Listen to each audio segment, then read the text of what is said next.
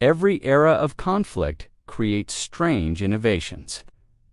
But during the Cold War, some of the strangest inventions weren't weapons or machines. They were attempts to push the human body beyond its natural limits. Among the most mysterious of these attempts is a formula whispered about in classified circles.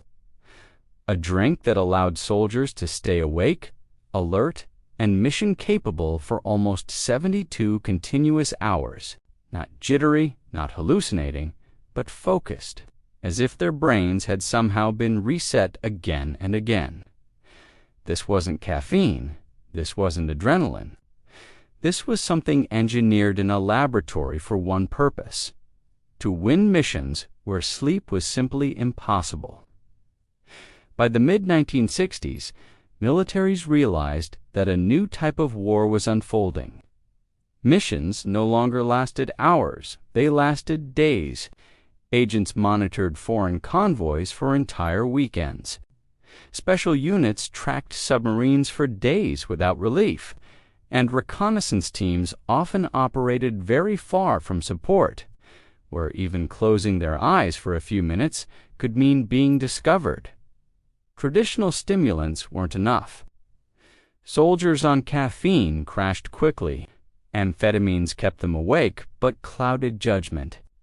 Commanders needed a way to keep soldiers functional, not just awake for long operations. So research labs were tasked with creating what officials called a cognitive endurance solution.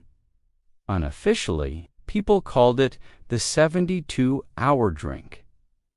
The development was hidden inside a generic research program labeled simply Project Sentinella, perfect name for something meant to watch over long, endless hours. The formula they created isn't fully known, but fragments from lab notes and declassified memos describe a layered approach: a fast-absorbing stimulant base, a metabolic stabilizer that prevented jittering, and a compound designed to keep neurons firing efficiently, even during extreme fatigue. The idea wasn't to make soldiers superhuman. It was to prevent their brains from deteriorating as time passed. And early reports suggested it worked far better than expected. The first tests took place in a remote training installation where volunteers were separated into two groups. One was given strong caffeine, the other was given the prototype drink. For the first 12 hours, both groups performed similarly. But by hour 24, major differences appeared. The caffeine group started showing microsleep's missed signals on surveillance drills and struggled to follow multi-step orders. Meanwhile, the formula group maintained stable reaction times and sharp decision-making. By the 36-hour mark, the gap became startling. The caffeine group made frequent mistakes and had trouble staying awake. The formula group continued to track moving targets, decode radio bursts, and navigate under stress tasks nearly impossible for someone missing an entire night's sleep. At 48 hours, most of the caffeine group was functionally finished. The formula group, however, recorded performance levels only slightly below their baseline. They weren't comfortable and they weren't relaxed, but they could still think clearly. And at 72 hours, 3 days with no sleep, they were still responsive. The drink didn't just keep the soldiers awake. According to testimony from researchers, it altered how fatigue affected the brain. Reaction time slowed a little, but memory stayed intact. Pattern recognition remained strong, and emotional stability held longer than expected. But there was a catch. Soldiers described time feeling flat, almost like one long, continuous moment. Some reported a sense of detachment from their emotions, as if they were simply processing events without reacting to them. They weren't aggressive or unstable, they were simply distant. This emotional detachment raised serious concerns. In high-stakes missions, clarity is good. But emotional disconnection can be dangerous. The biggest issue didn't come during the 72 hours, it came afterward. When the soldiers finally slept, the brain went into what researchers called hyper-recovery mode. Sleep was extremely deep. Dream activity was intense and unusually vivid.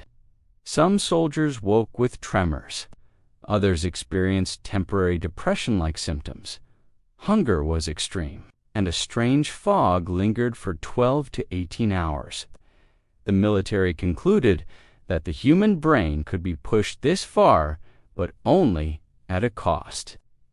That cost made commanders hesitate.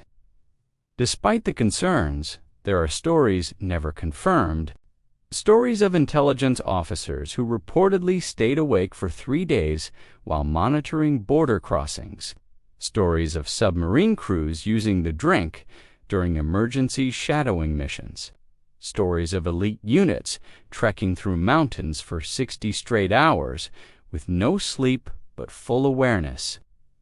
These stories were never acknowledged publicly. No official record lists the formula. No soldier ever received formal training with it. But the rumors appear again and again in interviews with retired personnel. Something existed. By the late 1980s, technological advances began making ultra-long no-sleep missions less common. Surveillance drones replaced some human observers. Better communication reduced isolation missions. And the ethical landscape shifted. Pushing soldiers to their mental limits began to raise serious concerns. The formula wasn't banned. It was simply no longer necessary. Project Sentinel was dissolved and its documents archived, scattered, or destroyed. Only a handful of researchers knew the entire formula, and they moved on to other programs. Today, the idea of a 72-hour no-sleep drink sounds unbelievable, but not impossible. Modern neuroscience confirms that certain compounds can significantly delay fatigue. New stimulants exist that outperform caffeine by a massive margin, and classified research always moves faster than public science. So the real question isn't whether the formula existed. It's whether something even more advanced exists today, locked behind classified doors, because if Cold War scientists could create a drink that kept soldiers functional for 3 days, imagine what modern researchers might be capable of. The 72-hour soldier drink remains one of those strange Cold War shadows, half proven, half rumor, and fully fascinating. A glimpse into a world where the battlefield wasn't just about weapons or strategy, but about biology, chemistry, and the limits of the human mind. Whether the drink still exists doesn't matter as much as what it represents. A moment in history when militaries didn't just try to outbuild each other, they tried to outbuild each other itself, and some experiments once created never truly disappear.